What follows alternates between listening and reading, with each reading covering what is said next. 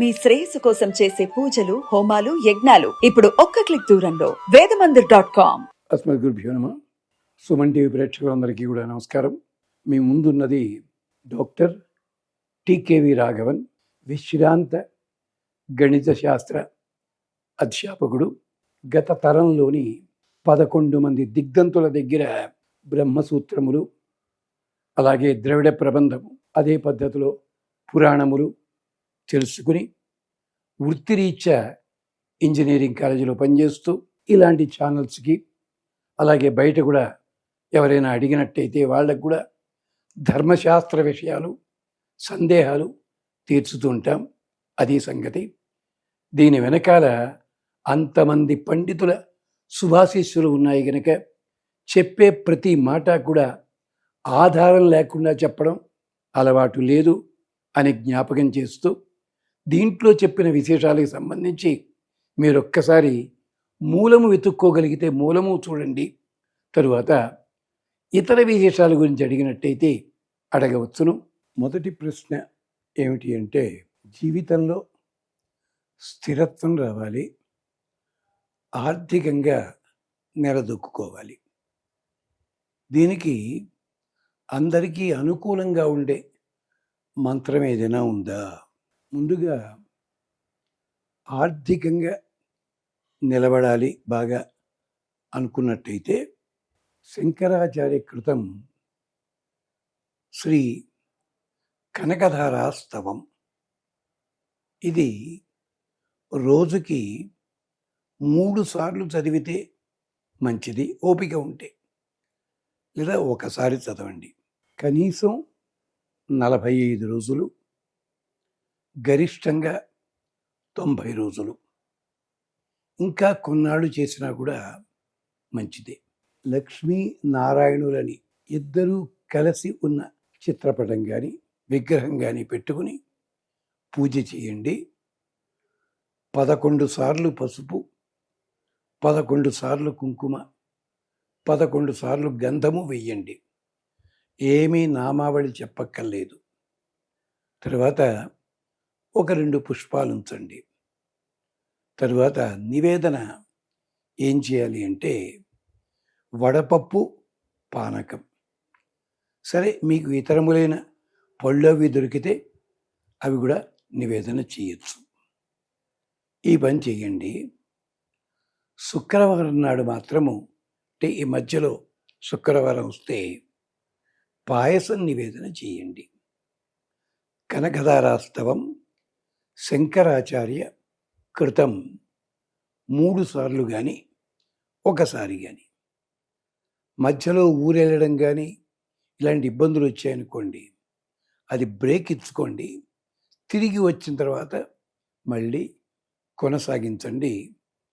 ఆ పసుపు, కుంకుమ, గంధం కొంచెం ఎక్కువగా ఉంటుందంటే అది తీసి ఒక డబ్బాలో పెట్టుకుని బొట్టుగా ధరించండి. ఇది ధనప్రాప్తికి. ఇక స్థిరత్వం కావాలన్నారు కదా, దీనికోసం ఆంజనేయ స్వామికి సంబంధించి ఒక శ్లోకం, యథా రాఘవ నిర్ముక్త శరః గచ్చేత్ తత్వత్ గమిష్యామి లంకాం రావణ పాలితాం.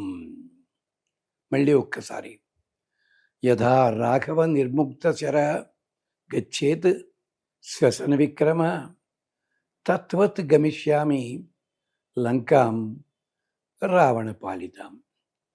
హనుమంతుడి ప్రతిమ కానీ చిత్రపటం కానీ ఉంటే మంచిది. లేకపోయినా కూడా హాయిగా చదువుకోండి.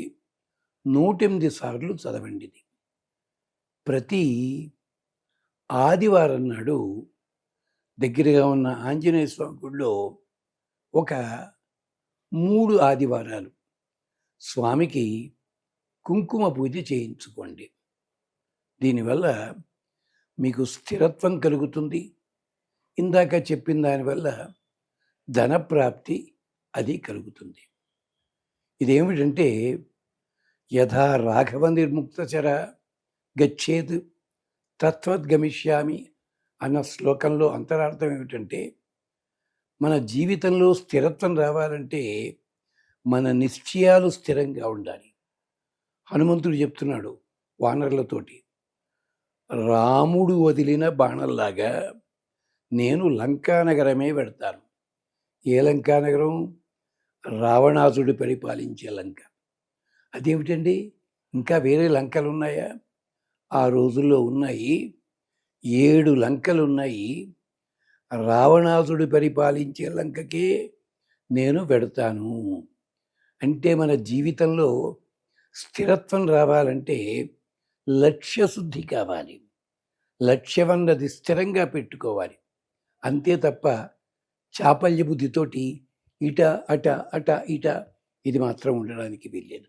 యథా రాఘవ నిర్ముక్తచర గచ్చేత్ శసన విక్రమ తత్వత్ గమిష్యామి లంకాం రావణ పాలితాం. రామబాణంలా పెడతాను అంటే అర్థం లక్ష్యశుద్ధి ఒకటే కాదండి, రాముడి మనస్సుని అనుసరించి బాణం పనిచేస్తుంది. సాధారణంగా బాణం వదిలిపెడితే అది వెళ్ళిపోతుంది. కానీ బాణం వదిలితే, రాముడు వదిలితే, రాముడు మనస్సులో ఏమనుకుంటున్నారో దాన్ని బట్టి ముందుకెడుతుంది. అవసరమైతే వేగంగా వెడుతుంది, లేకపోతే మామూలుగా వెడుతుంది. బ్రహ్మాస్త్రం లాంటిది కాకి వెనకాల పడి తరిమింది. బ్రహ్మాస్త్రం కాల్చేయాలి కదండి, కాదు, రాముడి మనస్సు ఎలా ఉందో అలాగా. ఈ 2 చెయ్యండి, మీకు జీవితంలో లక్ష్యశుద్ధి, ధనప్రాప్తి తప్పనిసరి. హనుమంతుడికి ఏమన్నా ప్రత్యేకించిన నైవేద్యం అంటారా? ఏమీ కంగారు పడకండి. ఒక దానిమ్మ పండు హనుమంతుడికి నివేదన చేయండి. చేస్తే చాలు. ఎంచేతంటే మన కోరికలన్నీ కూడా దానిమ్మ పండులో గింజలు లాంటివే. ఒక వరస తీయగానే పొరడ్డం వస్తుంది, గింజలు ఏమనుకుంటాం, పొర తీస్తే మళ్ళీ గింజలు. మన కోరికలన్నీ అదే బాపతు. ఇది గమనించండి, శ్రద్ధగా చేయండి. దయచేసి శుభ్రముగా ఉండి చేసుకోండి. ఆ విగ్రహము 5 అంగుళముల మించకుండా ఉండేలా చూసుకోండి. లక్ష్మీనారాయణుడిది కానీ హనుమంతుడిది కానీ అది మీరు ఇంట్లో పెట్టుకోవచ్చు. శ్రద్ధగా చేసుకోండి. మీ దగ్గర సెలవు తీసుకుంటాడు టీకేవి రాఘవన్. స్వస్తి.